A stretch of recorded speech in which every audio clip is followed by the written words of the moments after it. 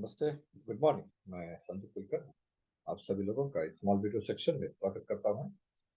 आज का जो टॉपिक है वो है एडवांटेजेस ऑफ एटोपोर मैनुअल लैडल पोर। जब भी हम आजकल बात करते हैं नए प्रोजेक्ट के बारे में, नए फाउंड्रीज जो आ रही है उसके बारे में, तो उसमें कई बार हम सुनते हैं कि वहां पर एटोपोर है, यहाँ पर वहां पर प्रेसपोर है।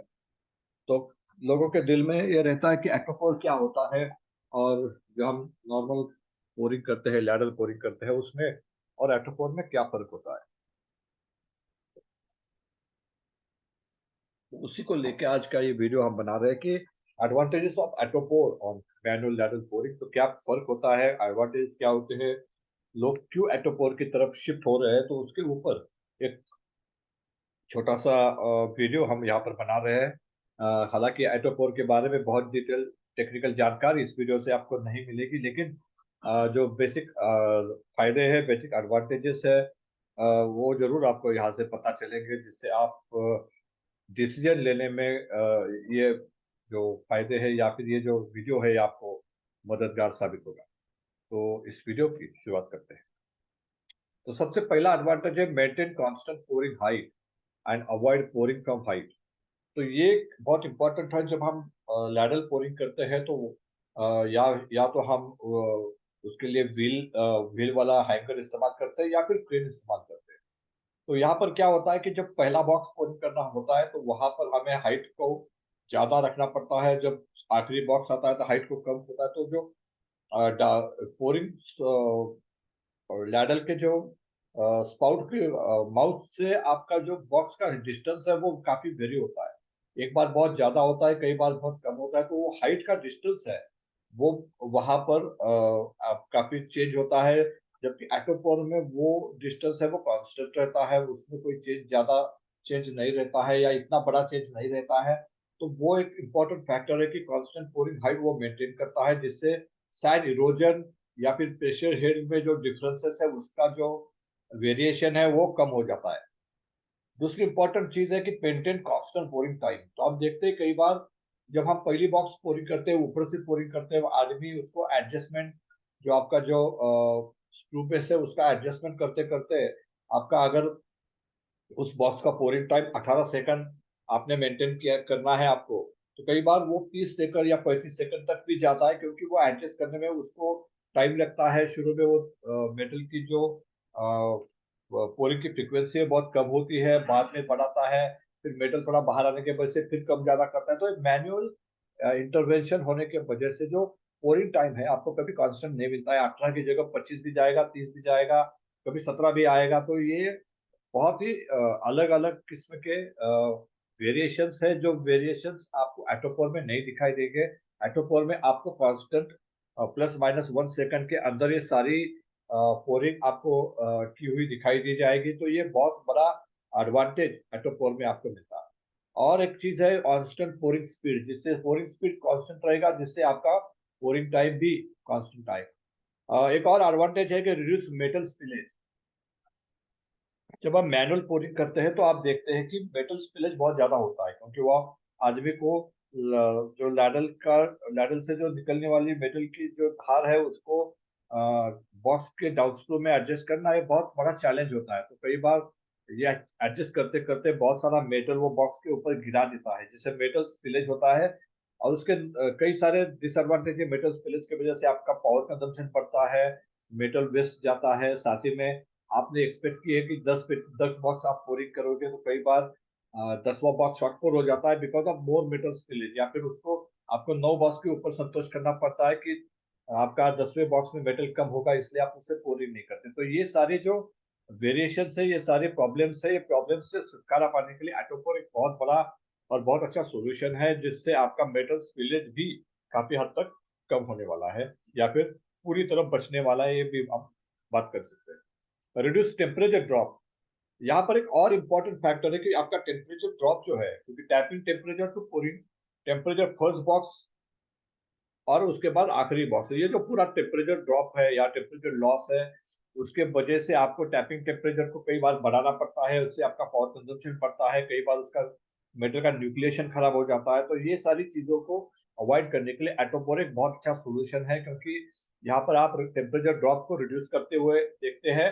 और ये जो टेम्परेचर ड्रॉप है एटोपोर में लगभग 2.5 से 3 डिग्री होता है, 2.5 से 3 डिग्री पर मिनट होता है, जबकि ये 5 से 6 डिग्री तक जाता है अपने लैडल में। तो लगभग 50% ये जो मेटल ड्रॉप है, मेटल टेम्परेचर ड्रॉप है, वो कम हो जाता है, जिससे आपको टैपिंग टेम्परेचर बढ़ाने की जरूरत नहीं पड़ेगी। टैपिंग टेम्परेचर आप कम कर सकते हो, पावर कंजम्पशन उससे आपका कम होगा। और जो श्रिंकेज के इश्यूज है या फिर हाई टेम्परेचर के वजह से आने वाले प्रॉब्लम्स मेटल में है, कास्टिंग में है, वो भी आप काफी हद तक कंट्रोल कर सकते हैं। अवॉइड शॉर्ट पोर, यहाँ पर शॉर्ट पोर भी अवॉइड कर सकते हैं, क्योंकि आपका मेटल स्पिलेज नहीं होगा, आपका वेमेंट परफेक्ट रहेगा। तो ये एक बहुत बड़ा फैक्टर है।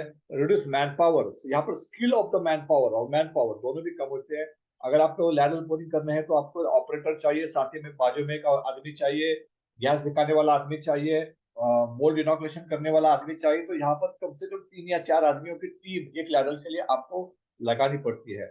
जबकि एटोपोर में आपको कोई भी आदमी लगाना नहीं पड़ता है, लैडल अपने आप जाता है, टिल्ट होता है, पोरिंग होता है, साथ ही में इनॉकुलेशन जो है वो वहां से ऊपर से ऑटोमेटिकली गिरता है। तो ये सारे फैक्टर्स अपने आप होने की वजह से मैन पावर की शॉर्टेज, मैन पावर की कमी, मैन पावर की आपको जरूरत नहीं पड़ेगी। एक सिर्फ मॉनिटर करने वाला आदमी पूरे चीज के ऊपर चाहिए, और बाकी जो अदर लेबर है उसकी जरूरत नहीं पड़ेगी। साथ ही में रिड्यूस स्किल ऑफ ऑपरेटर, तो पोरिंग करने का स्किल यहाँ पर बिल्कुल नहीं लगता है, क्योंकि पोरिंग एटोपोर खुद करने वाला है, तो उसको आपको कोई स्किल्ड आदमी की जरूरत नहीं पड़ेगी। तो स्किल ऑपरेटर भी आपका यहाँ पर बच जाता है। उसके साथ ही 100% boxes pouring time with monitor, 100% सारे बॉक्स का पोरिंग टाइम आपको रिकॉर्डेड मिलता है। उसका रिकॉर्ड आपको आपके कंप्यूटर में जनरेट होता है, तो आप उसके वजह से आप रिजेक्शन के ऊपर एनालिसिस करते समय उस चीज का आपको फायदा मिलता है। Reduce manual intervention and interrupted pouring, तो कई बार आप जानते हैं कि जब हम लैडल से पोरिंग करते हैं, रेगुलर लैडल से पोरिंग करते हैं, तो इंटरप्टेड पोरिंग होता है और उसके वजह से काफी सारे डिफेक्ट आते हैं, शॉर्ट पोर होता है। तो ये जो मैनुअल इंटरवेंशन है वो भी पूरी तरह से यहाँ पर निकल जाता है, और एक कंट्रोल्ड और प्रॉपर सिस्टम के साथ पोरिंग होता है, जिससे आपकी जो पोरिंग है ज्यादा बेहतर, ज्यादा अच्छी तरह से की जा सकती है, और उसे अच्छी तरह से आप मॉनिटर भी कर सकते हो। Last but not least is auto inoculation. जो आप मोल्ड इनॉकुलेशन करते हैं, कई बार हम यहाँ पर मोल्ड इनॉकुलेशन मैनुअल में भी करते हैं, तो वहां पर कितना इनॉकुलेशन लिया, कब स्टार्ट किया, कब खत्म किया, एक साथ डाल दिया, ये सारी चीजें, सारे वेरिएबल्स रहते हैं। और जैसे आदमी बदलता है, ये सारी चीजें, सारे वेरिएबल्स अपने आप बदलने शुरू हो जाते हैं। लेकिन एटोपोर में ये एटो इनॉकुलेशन की वजह से इक्वल क्वांटिटी ऐड होती है, और जब शुरू करना है, कब खत्म करना है, ये आप ने एक बार सेट कर दिया, तो उसी तरह से ये होता रहता है, जिसके वजह से आपको बेटर मेटालर्जिकल इफेक्ट मिलता है, जिसका हार्डनेस के ऊपर है, नोडल काउंट के ऊपर है, माइक्रोस्ट्रक्चर के ऊपर है। ये सारे अच्छे इफेक्ट आपको एटो इनॉकुलेशन की वजह से मिल सकते हैं। तो ये एक बहुत बड़ा फायदा एटोपोर का है। यहाँ पर मैंने कुछ पिक्चर्स यहाँ पर दिखाई एटोपोर किस तरह से काम करता है। नीचे रेल है और रेल के ऊपर ये एटोपोरी का मशीन है, जो जाके आपको एटोपोर करवाएगा।